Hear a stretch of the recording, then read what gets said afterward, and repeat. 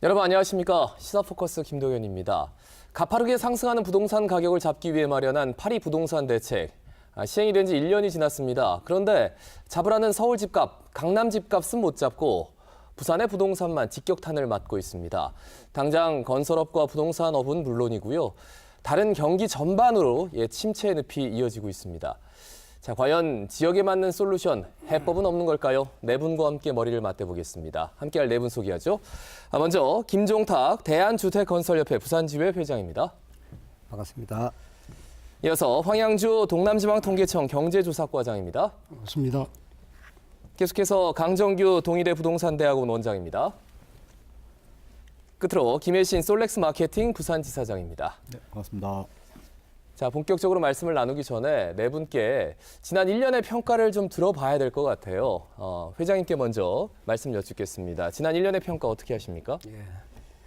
지난해 파리 대책 이후 1년이 경과하는 현재 수도권은 주택시장 기능이 정상 작동하고 있는 반면에 우리 부산과 같은 지방은 점점 어려워지고 있는 게 현실입니다.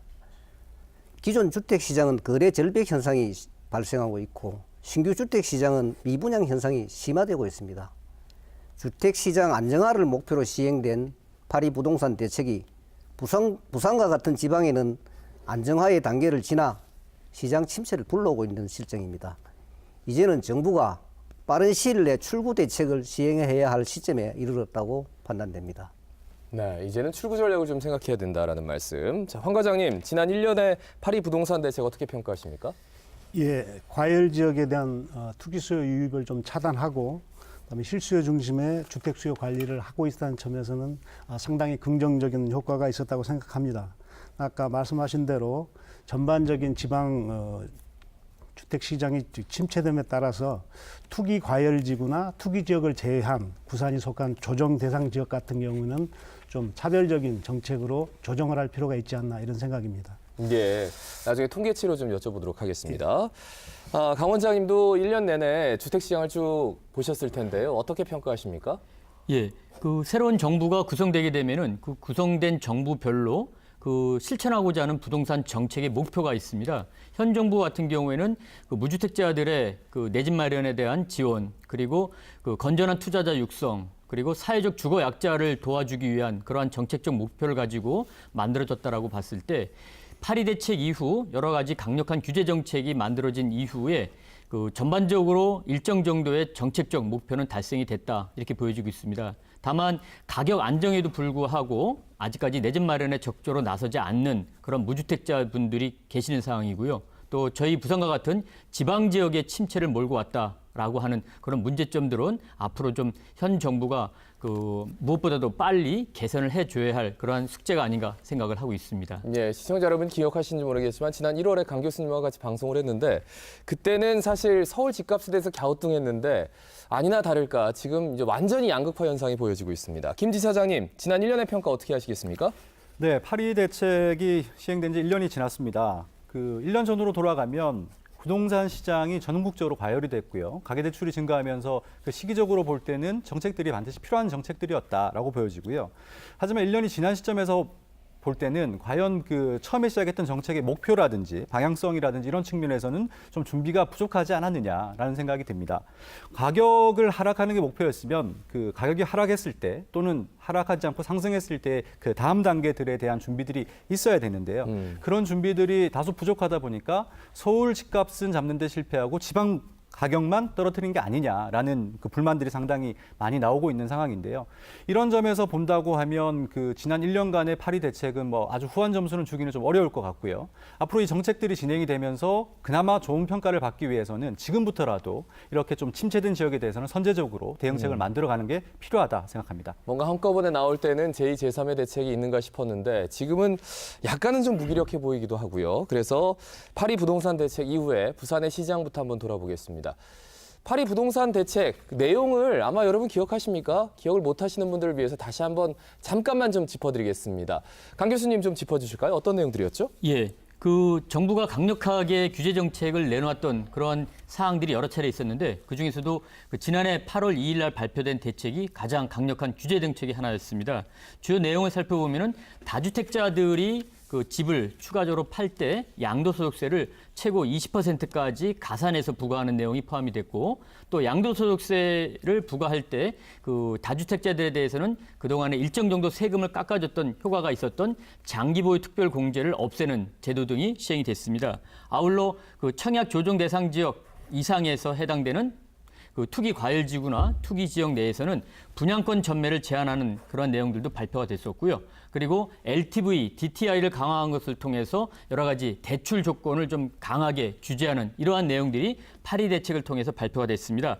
하지만 이 파리 대책 이후에도 지난 3월 달에는 그 재건축에 대한 규제를 강화하기 위해서 재건축 안전진단에 대한 강화 내용이 발표가 됐었고요.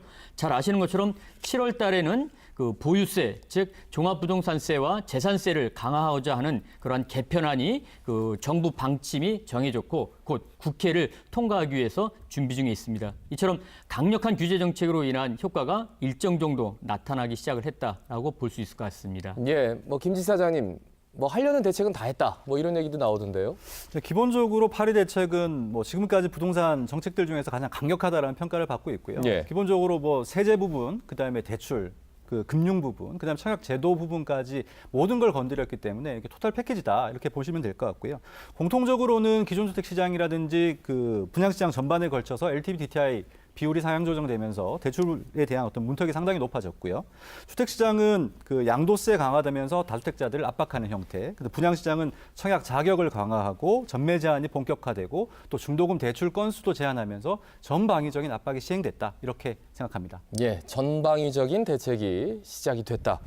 DTI, LTV에 더해서 이제 DSR까지 나오는 판국인데, 글쎄요. 그래서 집값이 좀 잡혔냐? 그건 아닌 것 같습니다. 통계로 한번 돌아볼게요. 서울 집값이 정말 고공행진 중입니다.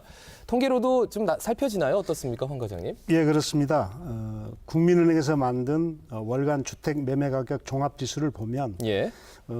대책이 시행됐던 작년 8월에 서울 주택 지수가 15년을 100을 기준으로 했을 때 105.4였습니다. 예. 근데 올 7월 현재 111.6으로 한 6.2%포인트 이상 상승을 했습니다. 예. 카메라를 좀 보고 말씀해 주시죠. 예.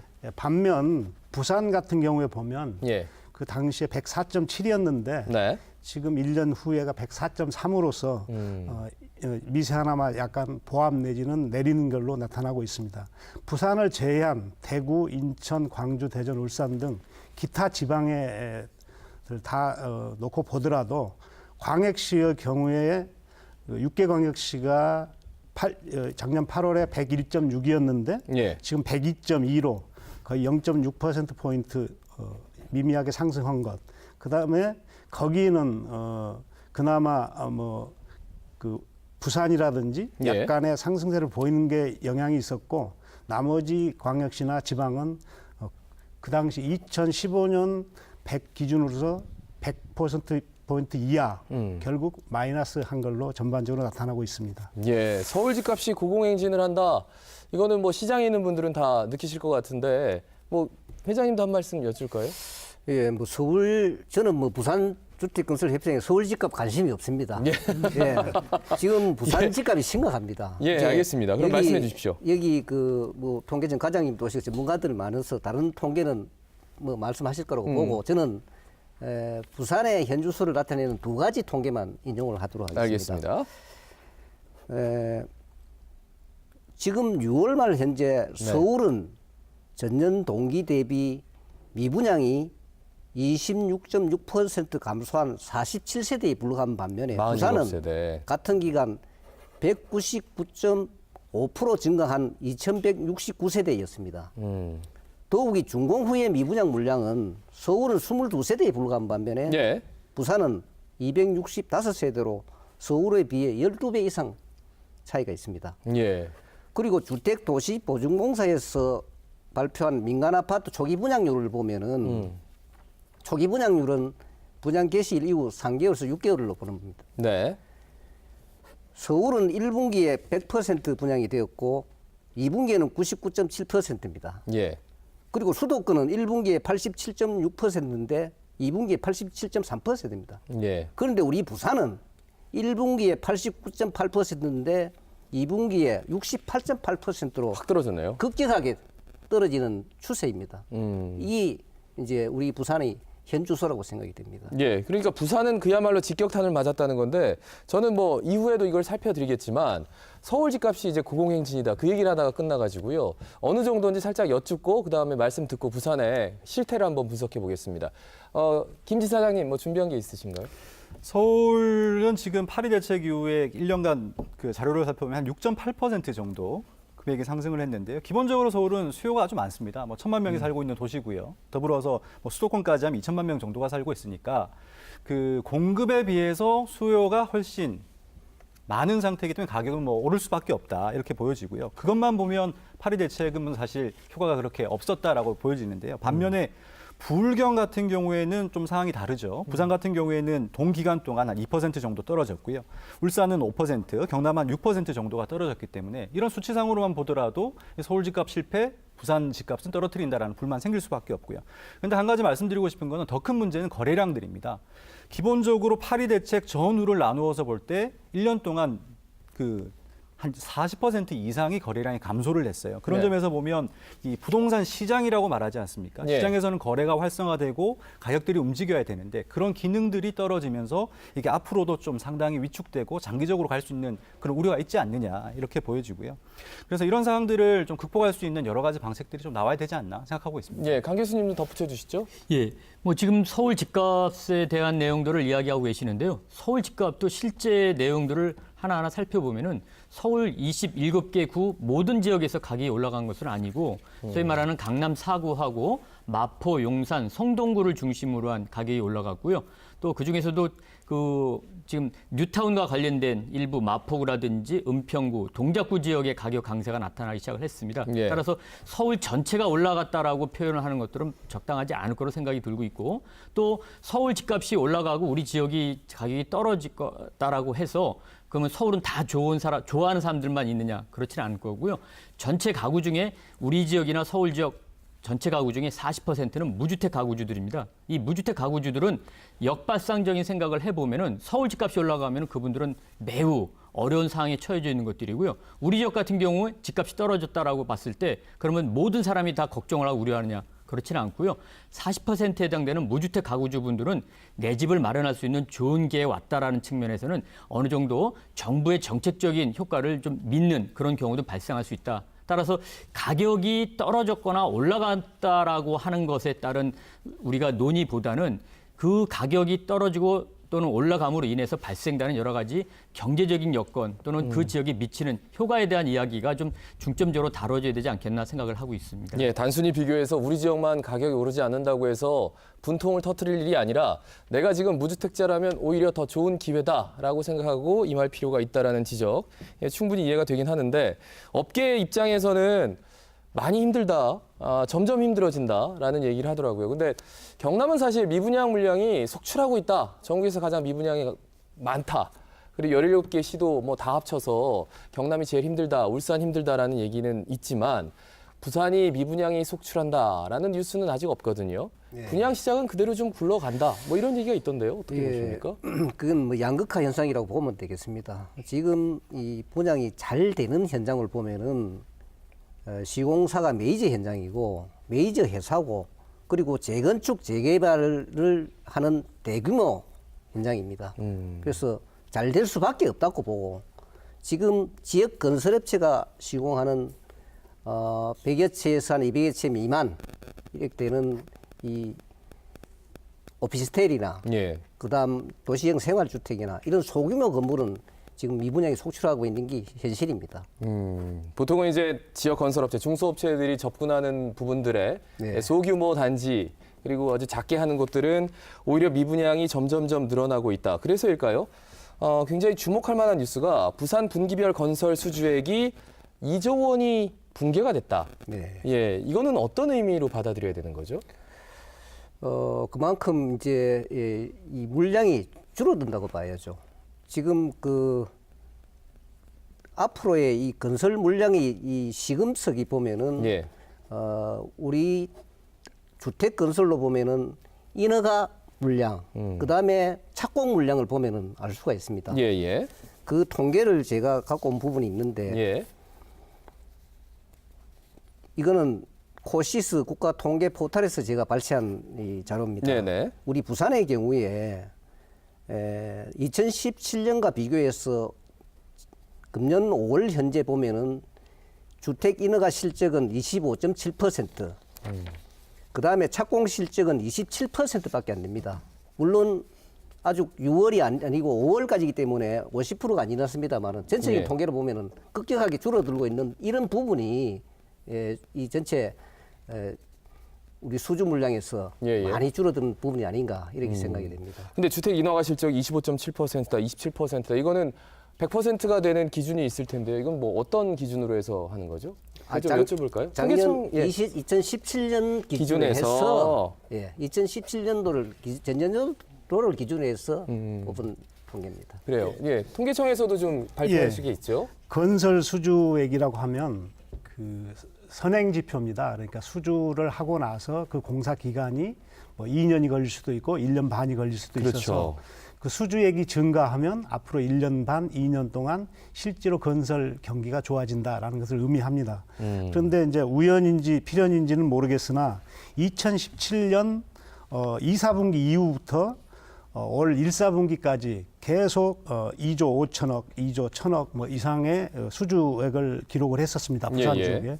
그런데 이번에 2, 4분기에 1조 5천억으로 2조 원대가 좀 무너지고 전기 대비 한 39% 마이너스 성장을 했습니다. 예. 그래서 이제 부산 지역의 이 건설 수주가 왜 이렇게 등락폭이 크냐를 보면은 이게 큰 예를 들어서 제가 뭐 18년 3월 달에 보면은 해운대 뭐 우암 해운대 센텀 그다음에 예. 우암 2구역 등등 해서 거의 뭐 1조 원대의 대단히 아파트 사업들이 있던 때는 한 달에 수주액만 해도 1조 4천억 정도 됐었는데 지금 5월, 6월 보면은 뭐 일광도시나 부산 양정 1구역이 끝난 다음부터는 예.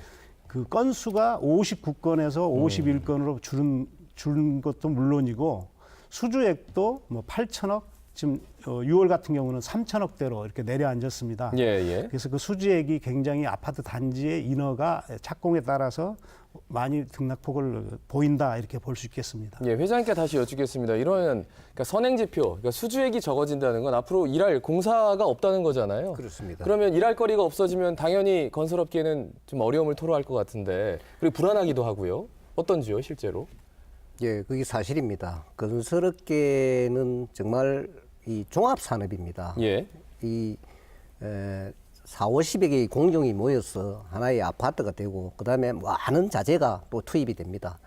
그 산업에 종사하는 사람이 엄청나게 많습니다. 그럼 수주액이 줄어든다는 것은 이런 사람들의 수입이 줄어든다는 얘기고 그런 부분에서 수입이 줄어들면은 결국 소비 침체와 경기 침체를 갖고 온다고 보고 우리 지역 사회에 결국 침체를 불러오니까 상당히 어려울 거라고 이렇게 생각이 됩니다. 그러니까 건설업체에서도 좀 일자리가 줄어들 수밖에 없겠죠? 네, 어떻게 보십니까? 맞습니다. 예. 예. 실제로도 좀 일을 줄이고 계십니까? 지금은 이 분양에 대한 이 성공 확률이 불투명하기 때문에 정말 역세권 뭐 또 좋은 재개발 재건축 지역이 아니면은 지금 상당히 착공하는 걸 우려하고 있습니다. 예, 지금 예. 그래서 아주 좋은 자리가 아니면은 지금 연기를 하고 있는 입장입니다. 예. 그 건설 경기가 좋지 않다라는 게 뭐 통계로는 아직까지는 뭐 나타난 건 없나 보죠? 어떻습니까? 예, 지금 현재로서는 이게 수주액이 선행 지표이기 때문에 네. 아마 2017년 통계가 확정이 되고 나면 17년까지는 전에 그러니까 2016년, 15년도에 수주했던 것들이 영향을 미치니까 좀 유지가 될 수 있겠지만 지금 이런 식으로 수주액이 줄면 예. 18년, 19년부터는 좀 감소할 수 있다고 우려가 됩니다. 그러니까 수주액이라는 게 이제 한 2, 3년 동안 공사- 공사가 이어지는 건데 예, 그렇죠. 그게 공사가 없어지는다는 얘기이기 때문에 그렇습니다. 그만큼 건설 경기도 어려워지고 건설 근로자분들도 힘들어질 것이다 예, 라는 그렇습니다. 선행 지표가 될 것이다 라는 거죠. 예. 예, 뭐 추가로 좀 여쭙고 싶은데요. 강 교수님, 어떻게 보고 계십니까, 지금 이 사태? 예, 뭐 전반적으로 그동안에 우리 부산 지역을 비롯한 지방 지역의 주택 시장이 뭐 지금과는 달리 과열 현상을 나타냈던 시절이 있었습니다. 네. 예, 그 당시에 뭐 급성장한 이 건설 수주액 같은 것들을 지금 비교해 보면은 뭐 정말 그 침체라는 말이 나올 정도로 많이 낮아져 있는 것들은 사실입니다. 하지만 그동안에 우리가 그 급성장기에 많은 아파트들을 지어줘서 분양을 하는 그러한 문제점들이 지금 일정 정도 나타났다라고 봤을 때 지금 이런 건설 수주액이 감소하는 것들은 뭐 지역 경제라든지 일자리 창출에는 큰 영향을 미칠 수는 있긴 하지만 일정 정도 과열된 주택 시장을 조금 안정시키거나 또는 되돌아보는 효과는 충분히 있지 않겠나 그렇게 보여지고 있습니다. 다만 지금 같은 이런 건설 수주액 같은 것들이 말씀드렸던 것처럼 지역 여러 가지 경제 여건과 밀접한 영향을 맺고 있기 때문에 예. 어떤 특정 정부의 정책적인 그러한 내용들로 인해서 급격하게 건설 수주액이 줄어드는 것들은 정부에서 일정 정도 그 정책적인 개선을 통해서 막아줄 필요가 있다 그렇게 보여지고 있습니다. 예. 근데 이제 부동산 업계에서 당장 이제 거래를 좀 해야지 숨통이 트이는 부동산 업계 거래 절벽이다 이런 얘기가 나오고 있습니다. 거의 한 60% 정도 2016년 10월에 비해서 올해 5월 뭐 비교한 게 있던데요. 뭐 어느 정도나 거래 절벽이 나타나는 건지 지사장님께 좀 여쭤볼까요? 거래 부분은 저 아까 파리 대책 부분들을 말씀을 드렸었는데요. 그래서 지금 1년간 비교를 하더라도 한 40% 정도가 떨어졌고 그 거래 부분들과 더불어서 지금 분양권 같은 경우에는 분양권 전매 자체가 지금 제한되고 있는 상황이지 그렇죠. 않습니까?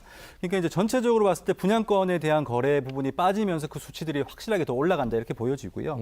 그 분양 시장 자체가 지금 그렇게 썩 좋지 않습니다. 뭐 1년 전만 하더라도 뭐 청약 강풍에 프리미엄 열기하면서 그런 뜨거운 시장을 이야기를 했었는데 예. 사실 지금은 전매 제한이나 여러 가지 문제들 때문에 미분양 숫자도 많이 늘어났고요. 작년 비교하면 거의 한 3배 정도 미분양이 늘어난 수치가 나오는데 이런 상황들이 계속되려면 앞으로 이제 그 공급량이라든지 이런 것들도 전체적으로 영향을 미칠 수 있고 앞서 말씀하신 그 지역 그 건설사의 경기라든지 그다음에 전체적인 그 건설업체 거기에 관련된 업체들 또 건설 근로자까지 전체적으로 영향을 미칠 수밖에 없다. 그게 이제 거래 절벽 그다음에 그 분양 시장 그다음에 앞으로의 공급량까지 전체적으로 연결지어서 이야기할 수밖에 없는 그런 상황이라고 봅니다. 예.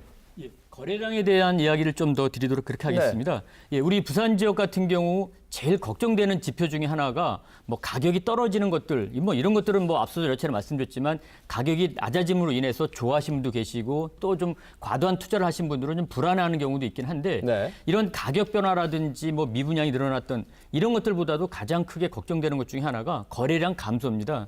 특히 우리 부산 지역 같은 경우는 지난 2016년도 9월, 10월 경우에는 한 달에 주택 거래 건수가 14,000건 정도를 기록을 했었는데 예. 계속해서 급감을 하다가 올 3월 달의 경우는 6,000건대까지 떨어졌습니다. 그리고 지금 현재 5월, 6월 달의 경우에는 지금 3,000건대 이하로 떨어졌다는 통계까지 잡히고 있습니다. 이렇게 거래가 안 됨으로 인해서 발생할 수 있는 부작용은 생각보다 매우 크다라고 하는 것들을 꼭 우리가 인지할 필요가 있습니다. 첫 번째 부작용으로서는 부동산과 관련된 소상공인분들의 어려움이 가중될 수밖에 없는 상황입니다. 뭐 중개업자분들, 그다음에 이사, 인테리어, 도배하시는 분들, 그리고 또 뭐 이 자리에 앉아 계신 우리 김정각 회장님 같은 이런 건설업 하시는 분들은 당연히 더 어려울 거로 보여지고 있고요. 그 외에 지방 재정 수입에서 상당수의 금액을 차지하는 취득세액에 대한 감소분이 그대로 부산시 재정 감소로 이어질 수밖에 없다. 즉 재정 감소가 나타난다는 것은 결국 우리 지역에 쓰여져야 할 돈이 그만큼 덜 써지기 때문에 우리 지역이 다른 지역보다 경쟁력이 이뤄지는 그런 과정일 수 있다 이렇게 보여지고 있습니다. 따라서 지금처럼 가격이 떨어지는 과정 속에서 거래량만은 회복시킬 수 있는 이런 대책들이 필요할 거로 보여지고 있는데 지금 현재는 무주택자들의 경우는 가격이 떨어지더라도 추가적으로 정부가 가격을 더 떨어뜨릴 것이다라는 것을 기대하면서 주택을 구매하지 않는 상황이고요. 예. 또 투자자들은 조금 더 기다려보자. 그러면은 정말로 싼 값에 좋은 물건이 나올 것이다라고 하는 것을 막연하게 기다리고 있다. 그래서 정부에서 가격은 떨어뜨리되 정상적인 거래를 이루어질 수 있게 하는, 즉 지난 IMF 외환 위기 때를 보면은요 가격은 크게 빠졌지만 거래량은 줄어들지 않은 이런 여러 가지 그 모습들을 봤을 때 오히려 이때처럼 가격은 낮아지게 하되 정상적인 투자자들이 주택을 구입을 하고 무주택자들이 주택을 구입할 수 있는 그런 여건 조성은 필요하지 않겠나 생각을 하고 있습니다. 예, 가격이 떨어지면 자연스럽게 이제 좀 사야지라는 마음을 먹어야 되는데 앞으로 더 떨어질 거야라고 생각하는 사람들이 더 많다면은 거래가 그야말로 절벽인 상태가 될 수밖에 없겠죠. 한 가지만 더 여쭙고 다음에 대책으로 넘어가겠습니다. 입주 예정 물량이 엄청나다 봐. 6만 세대다 뭐 이런 식으로 얘기가 계속 나와서 이걸 지금 시장에서는 어느 정도로 받아들이고 있는지 그것도 굉장히 궁금합니다. 김 지사장님께 한번 여쭐까요? 네, 입주 물량들이 지난 3년간 부동산 시장 호황일 때 이제 분양한 단지들이 이제 앞으로 계속 입주를 할 예정인데요. 그렇죠. 지금 전반적으로 기존 주택 시장, 분양 시장이 좋지 않다 보니까 이 기존 주택 처분이 상당히 어려운 상황입니다. 그래서 이제 입주를 앞둔 분들은 기존 주택을 처분을 하고 그 돈으로 이제 들어가셔야 되는데 기존 주택들이 잘 팔리지 않고 가격이 내려가다 보니까 사실 입주 부분에서도 상당히 문제가 지금 발생을 하고 있거든요. 어느 정도씩 입주 시점에서는 가격이 올라야 정상적인데 지금은 떨어지고 있는 게 확연히 보이고요. 네. 지금은 이제 초기 단계라서 아직까지는 어느 정도 입주가 어느 정도 진행이 되면서 시장에 크게 여파는 미치지 않지만 이게 시간이 지속되고 장기화될수록 앞으로 나오는 그런 입주 대란 사태, 그 입주 물량들이 이 부동산 시장 자체에 큰 직격탄이 될 수 있다라는 점에서는 입주 부분에 대한 어떤 그 대비책도 미리미리 가져가야 되지 않을까 생각하고 있습니다. 예, 뭐 황 과장님 덧붙이실까요? 그래서 이제 지금 이제 나오신 패널 분께서는 순전히 뭐 건설업 쪽의 측면에서 말씀을 하시는데 저는 이제 통계를 하는 입장에서 네. 부산의 인구 쪽을 좀 살펴보면 지난 3년간 계속 줄고 있었습니다. 그래서 15년도에 6,500명, 그다음에 16년도에 16,000명, 17년도에 26,000명.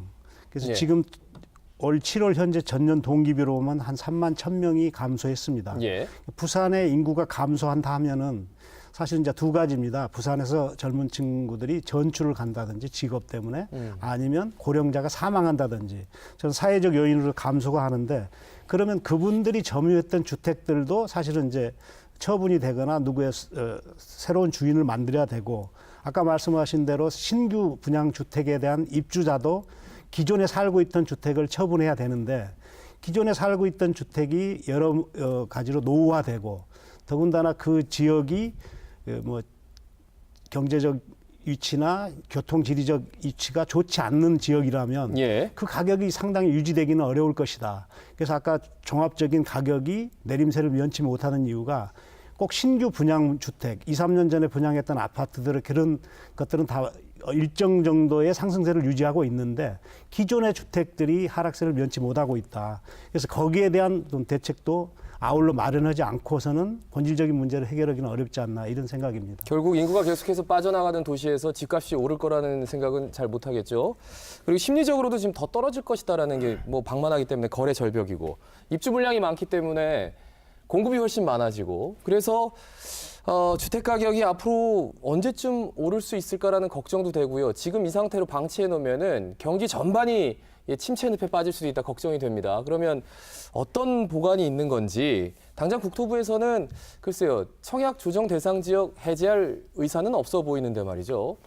어떻게 봐야 될까요, 강 교수님? 예, 뭐 지금 이제 저희가 가격이 좀 하락을 하고 있고 또 거래가 매우 안 되다 보니까는 뭐 이러한 것들을 우리가 침체라고 이야기를 하고 있는 상황입니다. 그래서 정부에서도 여러 가지 좀 어려움에 처해져 있습니다. 정책적인 목표를 실천을 하자는 과정 속에서 이 가격 떨어진 가격을 또 과거 정부가 했던 것처럼 뭐 단순한 경기 부양책을 가지고 다시 그 가격을 올리게끔 한다든지 이런 것들을 써야 되는지 예. 아니면 그냥 방치를 하는 수준까지 그 내비로 둬야 하는지 고민이 커질 거로 생각이 들고 있습니다. 하지만 지금 현재 분명한 것들은 앞서도 계속 말씀드렸지만 가격 하락과 관계없이 거래량이 줄어드는 것들은 정부에서 충분하게 인지를 하고 대책이 만들어져야 한다고 생각이 되는데 이러한 대책에 따라서 우리 지역 같은 경우에는 그 지금 규제라고 하는 것 중에 하나가 뭐 청약 조정 대상 지역 7개 구가 지정되어져 있는 것들인데요. 이런 것들을 해제한다고 해서 지금처럼 그 떨어진 가격이 금방 올라간다든지 또는 거래량이 급격하게 회복될 가능성은 크지 않다라고 보여지고 있습니다. 예. 따라서 이렇게 과거처럼 또다시 규제를 가했다가 또 풀어서 가격을 좀 또 올리고 또 올라가면은 또 규제를 내서 낮추는 이런 냉온탕식 정책보다는 조금 길 안목 차원에서 무주택자들이 내 집을 마련할 수 있도록 도와주는 방법. 지금 현재 그 OECD 국가의 평균 자가 보유율은 약 80%대에 이르고 있습니다. 즉 예. 10가구 중에 8가구가 집이 있는데 우리 부산을 비롯한 우리나라의 무주택 가구주는 10가구 중에 4가구가 무주택 가구주입니다. 그만큼 지금 이 무주택자들이 충분하게 집을 살 수 있는 여건이 만들어져야 하는데도 불구하고 그렇지 않다. 그래서 무주택자들의 내 집 마련에 대한 여건을 지금처럼 조금 경기를 부양한다는 측면에서 고려할 필요가 있다. 두 번째는 건전한 투자자입니다. 과거처럼 단순하게 가격을 끌어올려서 사고팔고 하는 것들, 이런 것들을 통해서 그 경기 부양을 하기보다는 정말로 주택을 사서 장기적인 측면에서 임대 수익을 올리고 또 그 임대 수익이 올린 만큼 납부해야 할 세금을 정당하게 내는 이러한 좀 건전한 투자자들을 육성하려고 하는 방법들이 필요하지 않겠나 그렇게 생각을 하고 있습니다. 예, 김 지사장님 뭐 덧붙여 주실까요? 네, 저는 이번 그 파리 대책 후속 그 국토부의 발표를 보면서 그런 생각이 한번 들었습니다. 이게 한마디로 정리를 하면 과열된 지역에 대해서 추가적인 규제를 하겠다라는 그렇죠. 거거든요. 그래서 저는 이제 생각이 드는 게 과연 집값을 떨어뜨리는 게 과연 이 부동산 정책의 핵심적인 목적이냐. 그래서 이런 가열 양상을 보이는 곳에 대해서 추가적인 규제한다는 건 이해할 수 있어요. 그런데 집값 하락하고 거래 절벽되고 또 미분양이 속출하는 이런 지역에 대해서는 어떤 해결 방안에 대한 어떤 방안도 없었다라는 점은 상당히 아쉽다 이렇게 생각이 들고요. 그렇다면은 시기적으로 봤을 때 사실 지금도 빠른 건 아니에요. 지금도 저는 늦었다고 생각을 하고요. 이걸 선제적으로 대응을 해야 나중에 앞으로 나오는 사회적 비용이라든지 정책적 고민들을 좀 해결할 수 있다. 그리고 지금 가장 문제가 되는 거는 사실 실수요자들이라고 생각을 합니다. 파리 대책의 주요 타겟들이 대부분들이 투자 수요들이었단 말이죠. 그런데 대부분들의 그런 규제들에 직면하게 되어 있는 것들은 사실 실수요자들이다. 그래서 실수요자들이 집을 구매할 때 대출이라든지 여러 가지로 걸리는 것밖에 없어요.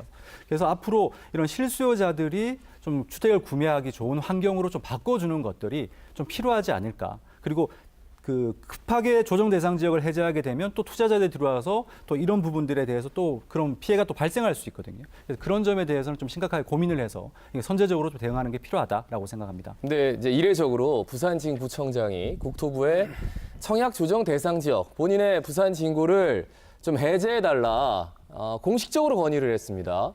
사실 이렇게 지자체장이 공식적으로 건의한다는 건 저는 처음 본 것 같은데 이건 어떤 의미가 있을까요? 강 교수님 어떤 의미가 있을까요? 예, 일단은 지금 현 정부의 부동산 정책 기조를 보면은 앞서도 말씀드렸지만 일정 정도의 가격 안정에 대한 것들은 정부가 꾸준하게 밀고 나갈 그러한 그 기조라고 판단이 들고 있습니다. 그런 과정 속에서 지금 이제 지자체에서 이런 규제 완화에 대한 이야기들을 꺼내드렸는데요. 정부에서는 상당한 고민이 있지 않겠나 생각을 하고 있습니다. 그런데 앞서도 말씀드렸지만 지금처럼 규제가 가해져 있던 지역을 또다시 규제를 풀어서 과거와 같이 샀다가 팔아서 매매 차익을 얻고 또 다른 데 가서 샀다가 팔고 하는, 즉 지금 현재도만 보더라도 특정 입주단지를 보면은 분양받은 사람이 10사람이라고 하면은 7사람이 분양권을 사고 팔고 3사람만 분양받은 사람이 입주를 한다는 통계도 있습니다. 이것은 결국 뭐냐? 내가 집을 사서 들어갈 사람, 즉 실수요자가 집을 사서 내 집 마련 차원에서의 투자를 했다든지 거주를 하고자 한 목적이 아니라 상당수가 다 투자를 하는, 그것도 아주 단순하게 단기전에 투자를 해서 얻고자 하는 이득을 가져가기 위한 투자였다, 이렇게 볼 수밖에 없습니다. 따라서 어떠한 정부의 건의도 뭐 정부에서 고려할 필요는 있겠지만 건전한 투자자들, 그다음에 무주택자들에게 정말 직접적으로 혜택이 돌아갈 수 있는 그런 규제 완화만이 예. 지금 이러한 문제들을 또 다시 되풀이하지 않는 그러한 대책이 마련되지 않겠나 생각을 하고 있습니다. 그러니까 조정 대상 지역 당장 해제해도 이게 얼마만큼 시장이 좋아지겠느냐라는 것에 대해서도 좀 불투명하다는 말씀. 하지만 반면에 오죽하면 이랬을까라는 생각도 한편으로는 듭니다. 건설업계에서도 분명히 지금 이 부동산 안정화 대책에 대해서 추가적으로 이제 내놓는다는 것에 대해서 조금 기대하는 부분도 있을 것이고 하고 싶은 말씀도 있겠죠. 어떻습니까? 예, 맞습니다. 지금 우리 강 교수님이나 김혜생 지사장님께서는 조정 대상 지역을 해제해서 과연 그 효과가 있겠느냐 예. 이렇게 말씀을 하시는데 저희들 업계에서 보는 시각은 틀립니다. 지금 우리 김혜신 지사장님 조금 전에 말씀했던 부분, 우리 업계에서는 지금 미분양도 문제지만은 이제 갈수록 늘어나는 이 입주율이 떨어지고 있다는 것이 더 문제입니다. 예. 그래서 이 조정 대상 지역을 해제함으로 해서 LTV, DTI가 어느 정도 완화가 되고 전매 제한이 조금 완화가 되고 나면은 예. 이 사람들이 집을 살 수 있는 그런 이 여건이 성숙이 되지 않겠느냐. 그래서 저희들은 시급히 조정 대상 지역을 해제를 해야 된다. 지금 이렇게 보고 있습니다. 예. 잠깐만. 예, 거기서 한 말씀해 말씀 드리겠습니다. 지금 이제 우리가 입주율도 말씀을 하시고 분양 물량이 많다라는 이야기도 하고 계시는데요. 지금 이 입주율이 낮아지고 있다. 즉 이제 입주해야 할 사람들이 그 일정 기간 내에 입주를 못하는 비율을 이제 입주율이 낮아지고 있다고 표현을 하는데, 그럼 왜 입주율이 이렇게 낮아졌느냐? 여기 두 가지입니다. 즉 그 입주할 집을 누가 갖고 있느냐에 대한 문제가 갈려지는 거겠죠. 첫 번째는 정말 집이 없는 사람이 사가지고 입주할 사람, 이런 분들은 지금 현재 무주택자의 경우에는 LTV, DTI 규제가 거의 없습니다. 이분들은 얼마든지 빚을 내서 새 집에 들어갈 수 있는 거죠. 또 하나는 실수요자인데 내 집을 팔고 들어갈 사람인데 내 집이 안 팔리기 때문에 못 들어가는 사람들이 계시죠. 그런데 지금 현재의 분양권을 갖고 계신 분들을 보면은 이 두 부류는 그리 많은 비중을 차지하고 있지 않다. 과거에 가격이 올라갈 때 너도 나도 단순하게 분양권 투자를 해서 매매 차익, 즉 프리미엄을 얻기 위해서 투자 목적으로 갖고 계셨던 분들이 대다수이다. 이분들은 자기 집이 팔렸지 않아도 관계없고 또 LTV, DTI가 규제가 있던 관계가 없습니다. 이분들은 갖고 있는 분양권을 누구한테 팔아야 되는데 이게 팔리지 않는 거죠.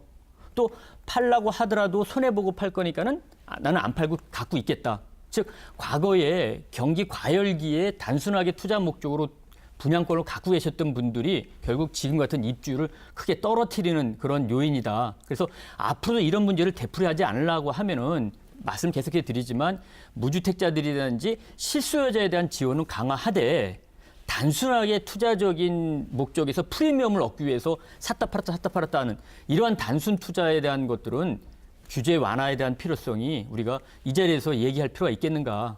그렇게 만약에 또다시 그런 규제 완화를 통해서 그 분양권 어떤 전매를 자주 하게 하는 것을 통해서 주택 경기를 부양시킨다든지 또는 어떤 그 투자자들을 유인을 하기 위한 그러한 정책 규제 완화를 한다는 것들은 또다시 과거 정부와 같은 우를 범할 수밖에 없지 않나 생각을 하고 있습니다. 예, 황 과장님 덧붙여 주시죠. 예.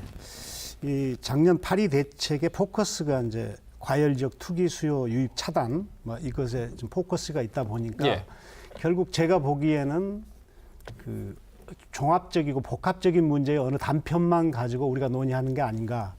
사실 그 신규 분양 아파트 뭐 특정 지어서 말하면 그것에 관한 투기적 수요, 가격 앙등 이런 것들이 문제가 있었지.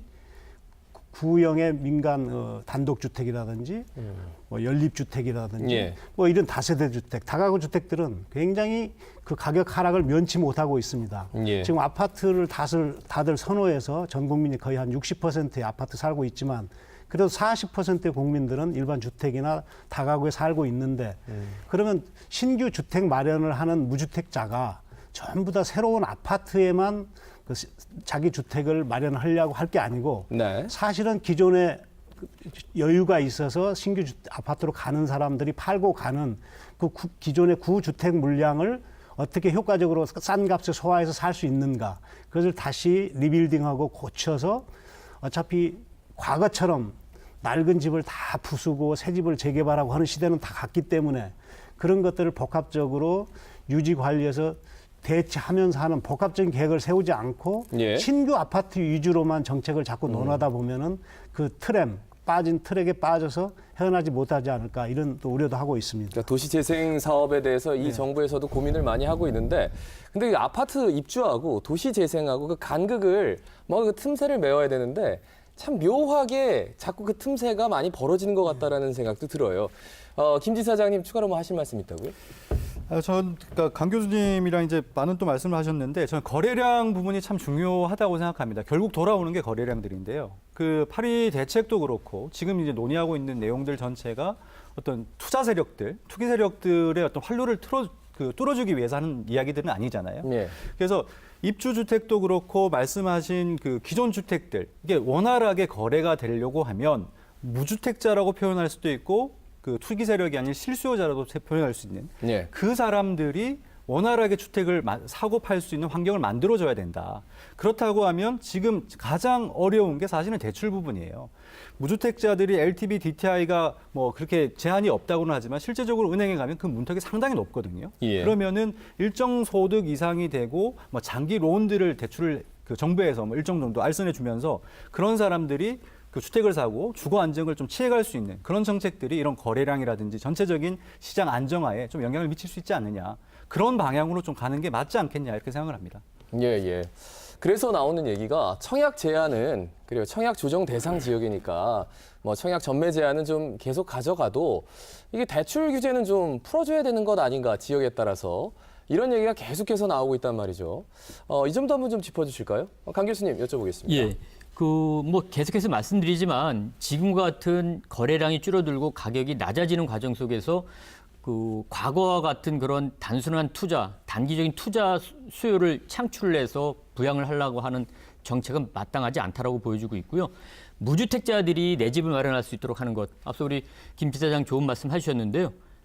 지금 금융에 대한 내용들은 뭐 앞서 말씀드린 것처럼 LTV, DTI에 대한 규제는 지금 무주택자들은 없습니다. 다만 은행 자체적으로 은행에 대한 어떤 건전성을 확보하기 위한 그런 규제 차원에서 뭐 DSR이라든지 신 DTI 같은 것들이 적용됨으로 인한 한계는 분명히 있다. 그래서 이런 것조차도 좀 개선해 줄 필요가 있다라고 보여지고 있고요. 또 하나는 과거 다른 정부도 일부 썼긴 했지만 취득세 감면이라든지 재산세 감면 같은 것들도 무주택자들한테 좀 필요할 것으로 보여지고 있고 두 번째는 건전한 투자자들을 육성할 필요가 있다. 즉 돈이 많이 있는데 투자를 할 것을 찾지 못하는 분들에게는 건전하게 부동산 투자를 해서 일정 정도 수익을 가져가게끔 길을 열어주자. 그게 뭐냐면 지금 현 정부에서도 유일하게 부양책으로 써먹고 있는 주택 임대 사업자입니다.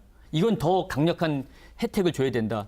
지금 현재도 취득세, 뭐 재산세와 같은 보유세, 그다음에 양도소득세, 심지어는 건강보험료까지도 일부 인하해주고 있지만 더 강력한 규제 완화를 통해서 돈 있는 분들이 집을 사서 거래량을 좀 높이려고 하는 그런 노력들을 해줄 필요가 있다. 그리고 이렇게 건전한 투자자 차원에서 주택 임대 사업을 하려고 하는 다주택자들의 경우에는 거래량 확보를 해주기 위해서 금융 규제까지도 과감하게 완화할 필요가 있다. 특히 지방 지역에는 더 많이 필요하지 않겠나. 그래서 저는 지금 현 정부가 가장 먼저 필요할 것 중에 하나가 무주택자들에 대한 내 집 마련을 적극 더 지원해주자. 그리고 건전한 투자자 육성을 위해서 주택 임대 사업자에 대해서 더 많은 혜택을 주자. 강력하게 좀 부탁드리고 싶습니다. 예. 무조건 다주택자라고 해서 다 막을 게 아니라 임대사업 등록해가지고 세금 내는 사람들한테는 더 많은 혜택을 줘야 된다. 특히 부산에서는, 지방에서는. 뭐 서울은 다주택자가 워낙 많은 지금 이득을 얻고 있기 때문에 이 점이 좀 고려 대상이 아니더라도 부산만큼은 좀 고려 대상이 되어야지 숨통이 트이고 이 주택시장이 돌아가지 않을까라는 얘기를 해주셨습니다. 그래서 부산의 방점을 찍고 부산은 그러면 향후에 어떤 정책들이 좀 입안이 되어야 하는지 그걸 좀 여쭤보겠습니다. 회장님부터 좀 여쭤볼까요? 부산의 건설업계에 계시니까 이런 건 좀 건의하고 싶은 부분 있으면 말씀해 주시죠. 예, 저희 업계로 봐서는 예. 지금 조금 전에 우리 지사장님이나 말씀하신 부분, 또 우리 원장님 말씀하신 부분, 예. 집이라 하는 게 꼭 무주택자만을 위한 집은 아닙니다. 작은 집에서 큰 집으로 갈 수도 있고, 또 집을 조금 전에 말씀하셨다시피 임대 사업을 할 수도 있습니다. 그래서 이런 부분들을 활성화시킬 수 있도록 이 조정 대상 지역 해제가 안 되면은 최소한 금융 정도라도, 금융 문제라도 이 풀어줘야 이 원활히 우리 주택 시장이 돌아간다. 저는 이렇게 봅니다. 예. 그래서 제가 잠깐만 이제 말씀을 드리면 투기지역, 투기과열지구, 조정대상지역 이게 지금 지정이 되어 있는데 지금 국토부에서는 추가로 지정하는 것만을 좀 검토하는 것 같아요. 그리고 다주택자 주택 보유 상황을 모니터링하겠다. 그러니까 더 규제하겠다라는 것과 그리고 정상 과세 실현을 위해서 주택 소유 정보를 원활하게 알 수 있는 주택 임대차 정보 시스템을 잘 만들겠다. 그러니까 규제하겠다라는 얘기만 있지 이게 모니터해가지고 풀어주겠다라고 한마디 그냥 마지막에 던지는 것뿐이거든요. 예, 지금 이 상황에서 국토부에 뭔가 좀 요청할 게 많을 것 같아요. 부산 입장에서는. 예, 김 지사장님 여쭤볼까요? 그러니까 뭐 서두에 말씀드린 것처럼 사실 이 목적 자체가 저는 되게 궁금합니다. 이게 단순히 떨어뜨리는 게 목표가 아니라고 하면 시장 안정화라고 이제 이야기를 하고 있는데 그렇다면 이제 어려움을 겪고 있는 지역 부동산 시장에는 과연 어떤 대책을 가지고 있느냐. 여러 가지 이제 부작용들, 가격 하락, 그다음에 거래 절벽, 미분양, 속출리는 게 나오는데 사실 거기에 대한 뭐 해결 방안이라든지 언급들이 전혀 없었다는 게 정말 아쉬운 이야기였어요. 그리고 정말 준비가 안 되지 않았나라는 생각도 들고요. 그래서 그 실질적으로는 그 우리 실수요자들은 뭐 저기 무주택자일 수도 있고요. 그다음에 지금 집을 다시 이제 옮겨가는 그런 사람들도 있는데 그냥 흔히 말하는 이제 실수요자라고 한다면 예. 이 실수요자들이 좀 주택 그 구매 시장에 좀 나올 수 있게끔 해주자. 예. 아까 강 교수님 말씀하신 것처럼 예전에 그 2013년도에 4.1 대책에서 미분양들 이렇게 해소하기 위해서 취득세 감면하고 여러 가지 조세 정책들을 펴온 경험들이 있거든요. 그렇다면은 우리가 투자 수요들 이렇게 단순히 집을 사서 어떤 시세 차익을 얻으려는 사람들 말고 그 실수요자들을 위해서 그 사람들한테 대출 부분도 아까 계속 이야기하지만 대출 부분이라든지 아니면 취득세라든지 세금 이런 부분들을 줘서 조금 원활하게 거래가 되도록 만들어주는 게 이게 장기적으로도 그렇고 안정적이고 원활한 부동산 시장을 흘러갈 수 있지 않겠느냐라고 생각을 합니다. 예, 강 교수님 덧붙여 주시죠. 예, 뭐 저 또한 계속해서 말씀을 드리고 있지만 지금 가격이 빠지는 것들에 대한 것들은 그 10가구 중에 4가구의 무주택자분들 입장에서는 결코 나쁘지 않다. 오히려 어떻게 보면 이분들은 좀만 더 기다리면은 내 집을 좀 싸게 살 수 있구나. 그동안의 여러 가지 주거 약자로서의 어려움을 이제 해석할 때가 됐다라고 하면서 오히려 더 정부에게 강력한 규제를 건의할 수 있는 여건도 마음도 가지고 있을 수 있다. 이렇게 생각이 들고 있습니다. 다만 이제 무주택자 분들 입장에서는 그렇지만 실제 이 부동산이라고 하는 것들을 하나의 산업으로 본다라고 하면은 단순하게 무주택자 분들을 위한 정책만을 두고 본다라고 하면은 다른 한편으로는 앞서서 말씀드린 것처럼 우리 지역에 세금이 덜 들어오고 또 세금이 덜 들어오면 쓸려질 것도 없고 또 건설업이 위축되면은 그에 따른 일자리 창출도 안 되고 또 가구 소득도 줄어들고 여러 가지 부작용이 같이 발생이 될 수 있다라고 하는 것들을 적절하게 좀 유지할 필요가 있다. 그래서 좀 정말 어려운 이야기이긴 하지만 지방의 경우에는 최소한 무주택자들이 내 집 마련을 할 수 있도록 하는 모든 혜택은 다 풀어서 바꿔줘야 된다. 그리고 다시 한 번 말씀드리면 건전한 예. 투자자들을 위한 것들은 좀 고려할 필요가 있지 않겠나 생각을 하고 있습니다. 예, 추가적인 대책이 없다면 시장이 정말 많이 힘들 것 같다라는 생각이 듭니다. 그러면 계속해서 떨어질 거라는 생각을 하시는 분들을 위해서 지금 내가 내 집 마련은 언제쯤 해야 되지? 그러니까 팁으로 여담입니다만 한 말씀 전해주신다면 어떻게 말씀해 주시겠습니까? 김지 사장님 짧게 여쭐게요. 예, 참 어려운 문제입니다. 이게 집을 언제 사야 되느냐는 건데 사실 저는 이제 가격이 하락하는 시점에서는 소비자들께서 더 하락할까를 이제 생각하시니까 쉽게 집을 구매하기가 힘들어요. 근데 이제 그 타이밍적인 시기적인 측면보다 저는 이제 그 주택 구매를 고려하시는 분들이 좀 본인의 어떤 상황들, 주택 구매 환경들을 좀 보셨으면 좋겠어요. 그래서 지금 상황에서 내가 뭐 대출도 있고 여러 가지 그냥 청약을 받든 여러 가지 상황들이 있는데 이게 1년, 2년이 지났을 때 그때와 지금이랑 비교했을 때 과연 주택을 구매할 수 있는 환경이 언제가 더 좋으냐. 그건 개개인마다 다 다르겠죠. 그래서 그런 부분들을 단순하게 가격이 빠지고 올라가고를 판단하지 마시고 본인 스스로의 어떤 자금 여력이라든지 그런 어떤 그 구매 환경들을 좀 고려하신다고 하면 그런 타이밍들은 충분히 뭐 나오지 않을까 생각하고 있습니다. 예. 예, 저는 통계적으로 볼 때 이번 약간의 혼돈이 있고 하지만 지금이 아마 터닝 포인트가 아닌가. 그래서 주택을 구매해서 그걸로 자산 증식을 할 수 있다는 기대는 이제 접고 순수한 주거 공간으로서 자리 잡는 시대로 시대가 전환되지 않느냐. 그래서 앞으로의 그 주택 구매는 자기가 거기서 살고 쾌적하게 살고 자기 실정에 맞게 빚도 줄이면서 살 수 있는 그게 꼭 새 집이나 헌 집이나 가리지 말고 실정에 맞는 걸로 주택을 구매하는 행태 변화가 아마 필요한 시점이 아닌가 이런 생각입니다. 예. 사실 파리 부동산 대책이 부산에 지나치게 침체를 가져왔기 때문에 오늘 문제의식을 가지고 시작을 했습니다. 여러분이 이제 판단할 수 있는 시간적인 여력은 어느 정도 드린 것 같고요. 마무리 발언을 통해서 본인이 못한 얘기들 있으면 해주시길 바라겠습니다. 김 지사장님부터 발언 기회 드리겠습니다. 네, 부동산 정책 참 어려운 것 같습니다. 뭐 많은 사람들을 만족시킬 수가 없죠. 오르면 뭐 올랐다고 또 불만, 내리면 내렸다고 불만 이렇게 있는데 저는 뭐 이렇게 생각을 합니다. 이렇게 그 정책이라는 거를 주로 만드는 곳들이 중앙 정부다 보니까 아무래도 지역 사정과는 좀 동떨어진 그런 정책들이 좀 나오지 않느냐. 그렇다면은 지금 부산이 상당히 부동산 시장에 어려움을 겪고 있는 상황이고 우리의 이런 어려움들을 좀 직접적으로 이야기할 때가 되지 않았느냐. 그래서 학교에 계신 교수님들, 그다음에 그 시장에 계신 업체 대표님들도 계실 거고요. 또 언론인들, 지역 정치인들 이제 모두 힘을 합쳐서 우리가 어떤 이런 어려움들을 이야기를 하고 또 누군가를 특정한 대상으로 하는 건 아니지만 많은 사람들이 또 공감할 수 있는 어떤 대안들을 찾아가는 과정이 필요하지 않겠냐라고 생각합니다. 예, 강 교수님 짧게 말씀해 주시죠. 예, 그 부산 지역의 경제 체력이 매우 떨어지고 있는 상황입니다.